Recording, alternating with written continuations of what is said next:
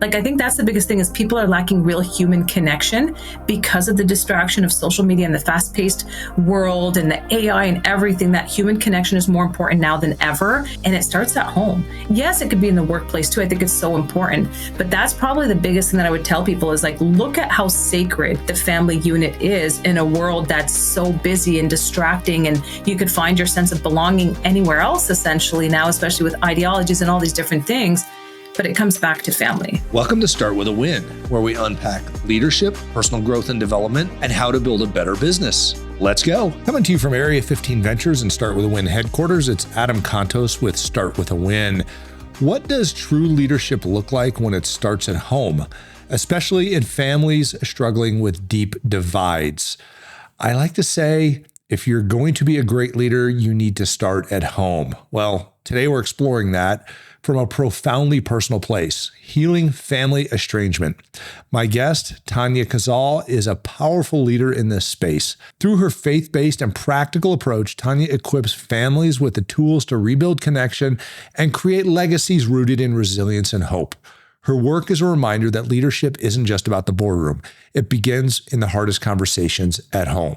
This episode will challenge how you think about leading both yourself and your family, because we need to lead ourselves and our families first to be good business leaders.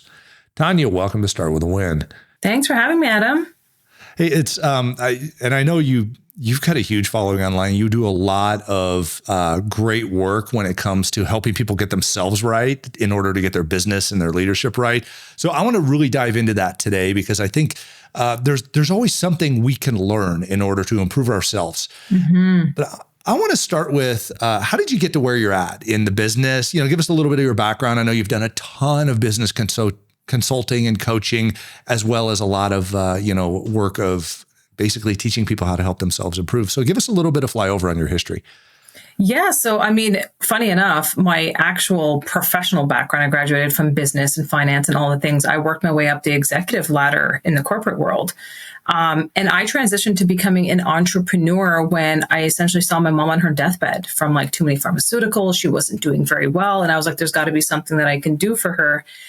Funny enough, I was also the estranged child, which ties into everything that I kind of talk about. But I just realized, wait, there's got to be something more that I can do.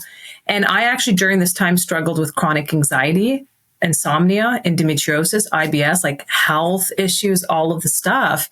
And when I started to work towards this new passion that I had and trying to build a business and all of the stuff, it's like a lot of my health issues went away, which was interesting because I was doing everything right. I was eating right. I was exercising, taking all the supplements and drinking the teas and all of that, which not to say that it doesn't have an impact, but I realized my emotional state had such a bigger impact on my ability to be healthier and happier and navigate, the business that I was building.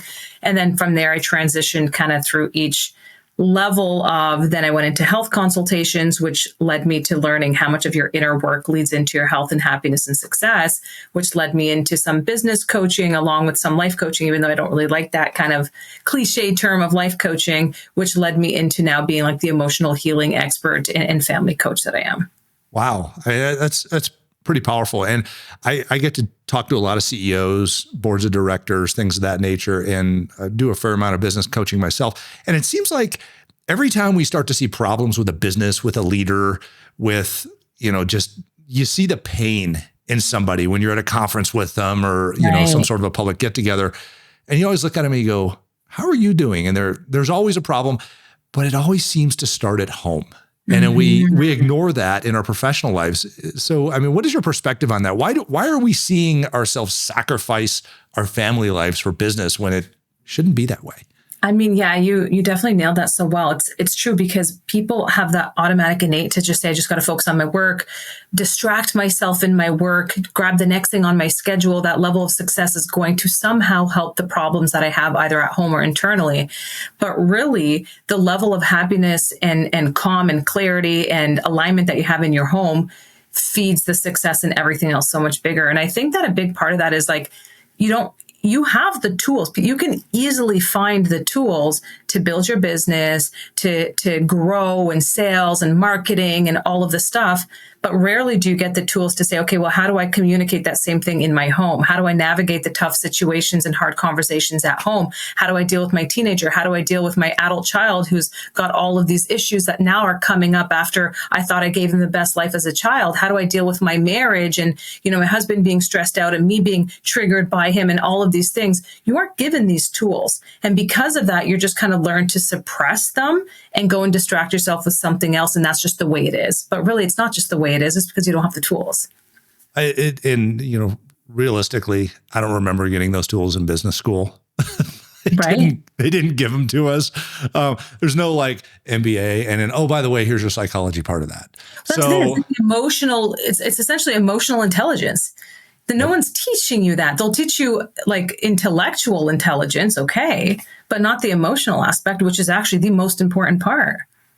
So let me take you to a conversation I had in a hallway at an event. I was talking to another CEO and I looked at him and I go, he goes, do you have a business coach? And I said, yeah, why? He goes, I'm struggling. And I go, are you okay?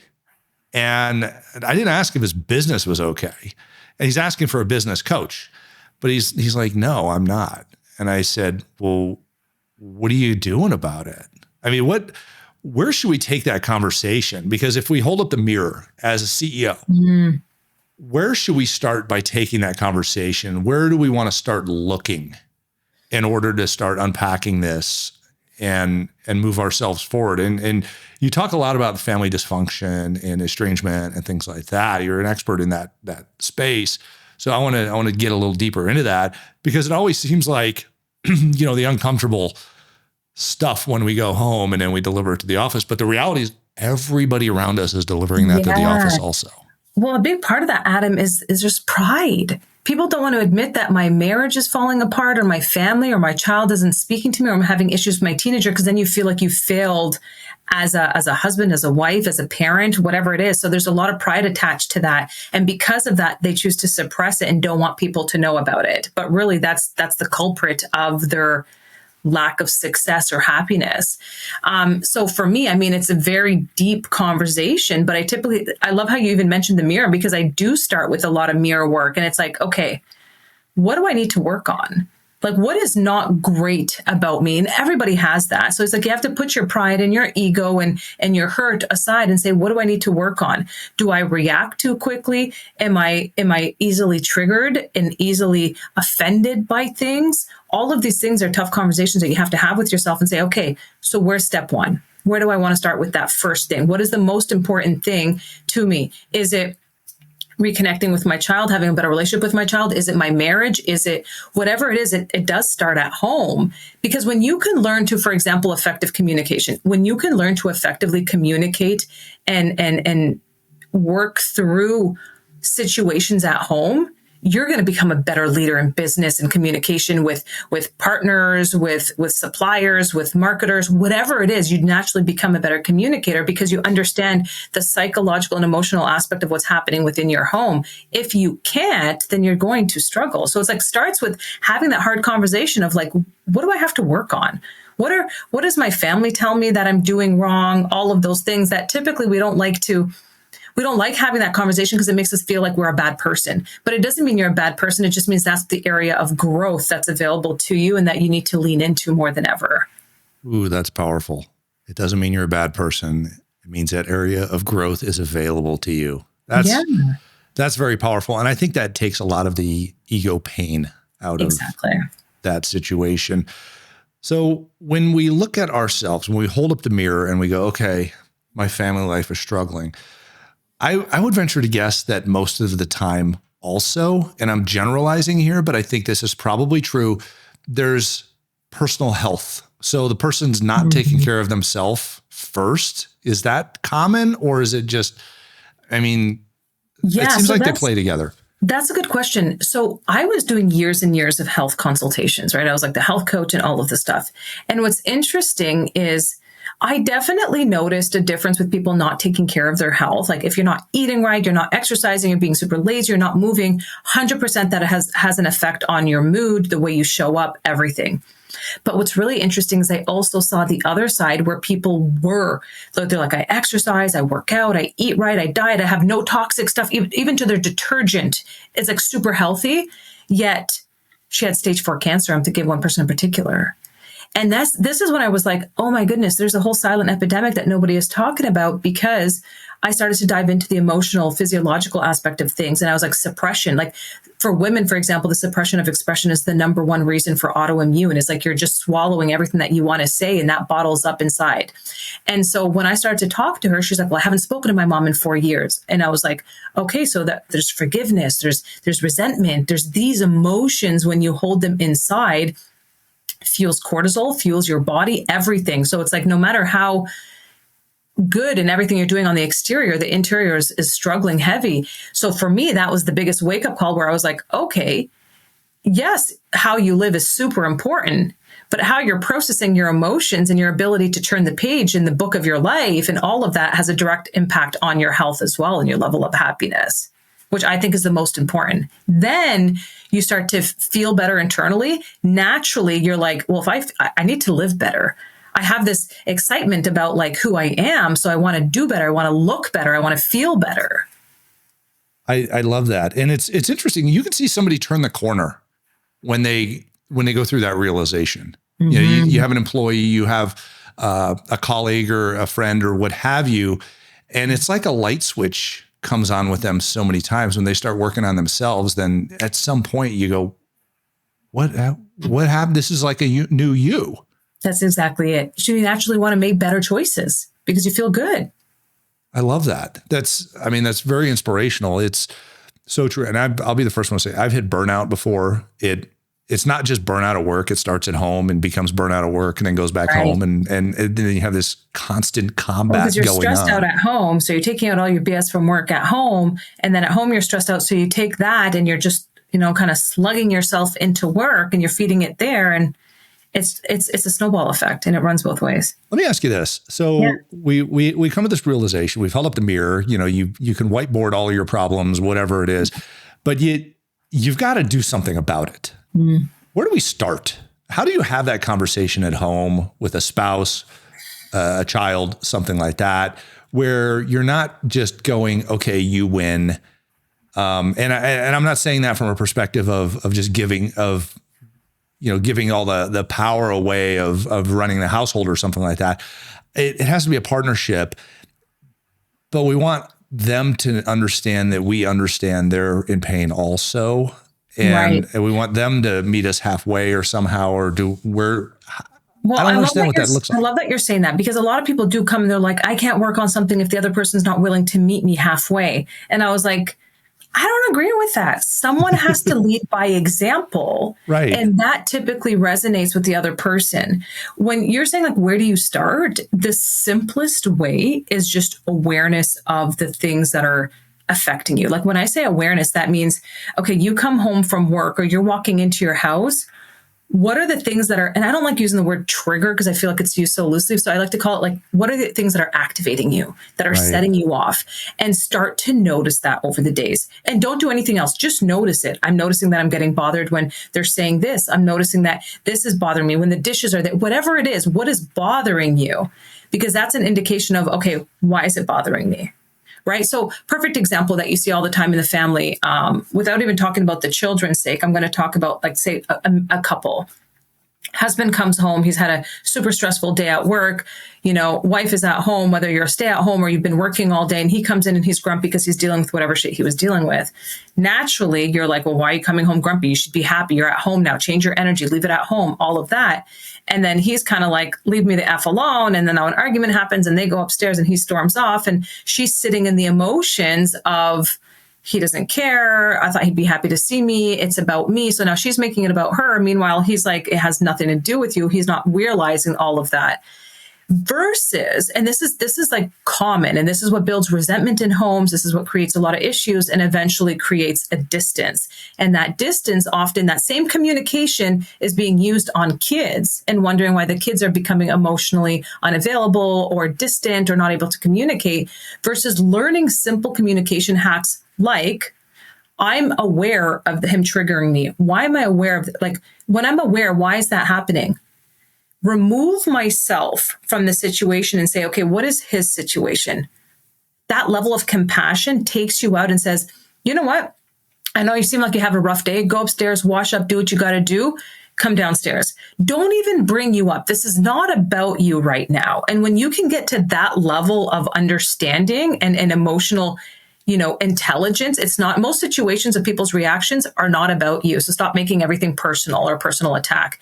Then in the evening, for example, you open up and show a little bit of vulnerability and say, hey, I want to talk to you about something that just made me sad. You might not have meant it that way, but I just want to talk to you about how I felt. He's in a completely different state now. And he's more open, and his masculine side kind of comes out. And he's like, I'm so sorry. I never meant to make you feel that way. You feel heard. He feels like he got space. There wasn't a misunderstanding. That level of communication, if you can do that in your home and you do that with your kids where everything is not a personal attack, just makes everything so much healthier and better. So powerful.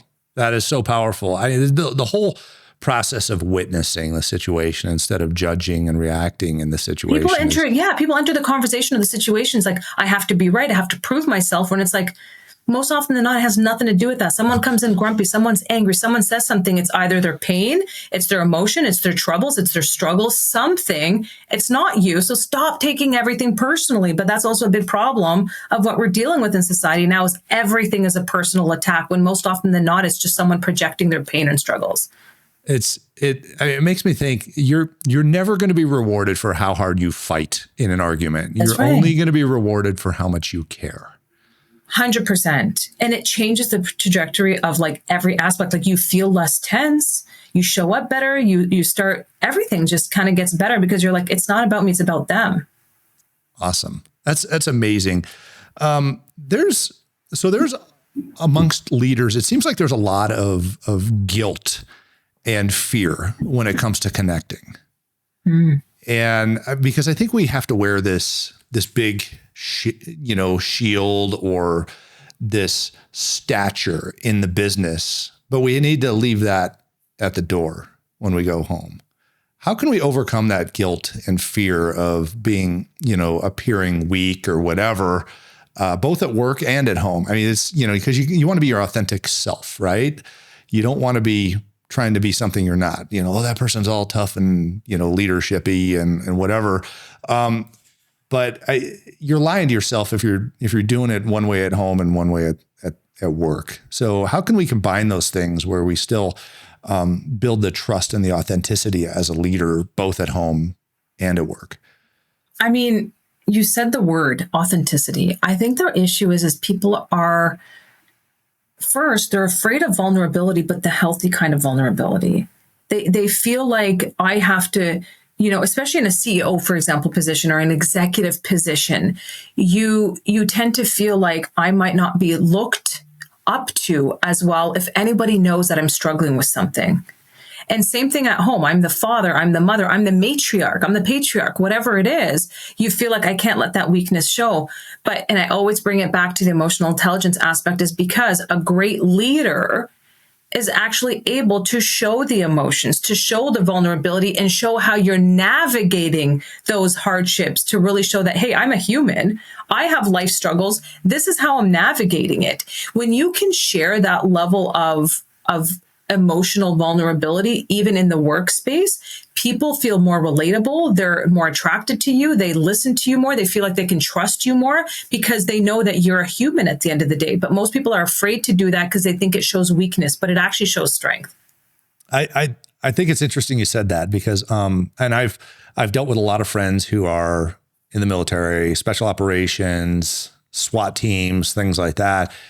And it's fascinating because the more advanced you get into the, this warrior mindset, it seems like the higher level of emotional intelligence you find in these people. Mm-hmm. And they're able to deal with these super high stress situations so calm and collected in so many instances because they're just so in tune to the feelings of people around them. And it's been fascinating. Now, we also have that blow up in our face because people internalize things. Right. But ultimately, it comes down to, if you have the support system and the mechanisms in order to not have to internalize them, like, at home or in the colleagues or, other, measures that are put in place by these different groups, counseling I or. love that you just said something that really caught my attention is they're staying so calm. And I want to make sure people know that there's a difference between numb and calm. Oh, that's good. Right? Because numb is like, I'm no longer feeling. So you're not internalizing, but you're also not feeling. Calm means I feel all the feels. I do. I feel the emotion, everything, but I don't internalize it and allow myself to still process and stay calm through that feeling. Incredible. That is very profound. So, Tania, you do a lot of mentoring and speaking around this type of wellness and, family, I guess rejuvenation, if you will, putting these things back together. What's the biggest piece of advice that you find yourself giving on a regular basis right now with, all the different pressures people face in society and families and things like that? The biggest thing that I would say is learn how sacred the family unit is and learn how I can improve the family dynamic. There's always room for growth. Even if you've been married for so long, your kids are older, there's always room to better connect with people. Like, I think that's the biggest thing is people are lacking real human connection because of the distraction of social media and the fast-paced world and the AI and everything. That human connection is more important now than ever. And you need to bring that back to feel like that sense of belonging, that sense of happiness, all of that. And it starts at home. Yes, it could be in the workplace too. I think it's so important. But that's probably the biggest thing that I would tell people is like, look at how sacred the family unit is in a world that's so busy and distracting. And you could find your sense of belonging anywhere else, essentially now, especially with ideologies and all these different things. But it comes back to family.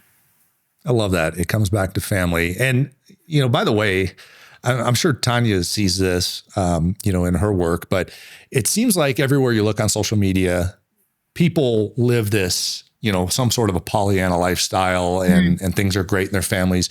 Everybody faces the same struggles. I mean, that's the reality. It's just, how are you dealing with them? And it's like exercising. We have to have a system and a process and an effort on a regular basis in order to make these things great, in order to, in my journal, how many times a day did I tell the people in my life I love them, things like that. Right. To remind us of that. So, this is incredible, Tania. You've delivered a lot of great information here. If we want to learn more about you, where can our listeners find you online and on social media? Yeah, good question. Tania Khazaal. My website, taniakhazaal.com. Social media, I'm really active on Instagram, Facebook, just started up on TikTok. And that's where you can find me. Handles at Tania Khazaal. Awesome. All right, make sure you check out Tania at all of these social media channels. She's really done a great job of helping drop these little truth bombs throughout the day as to how we can become better for ourselves, for our families, for our relationships, and for our businesses, for that matter. A great leader starts at home. It doesn't start in the office. You just carry it to the office and distribute it there. So this has been a great conversation. You've given us a lot of wonderful information. I do have a question I ask all the amazing leaders on Start With a Win. How do you start your day with a win? Prayer. Every day. Don't miss a day of prayer. Because it really grounds you and recognizes that I would never have the life or the blessings or anything that I do without God. Love that. So nice. Tania Khazaal, thank you for your inspiration today. Thanks for helping us. And thanks for starting with a win. Thanks, Adam.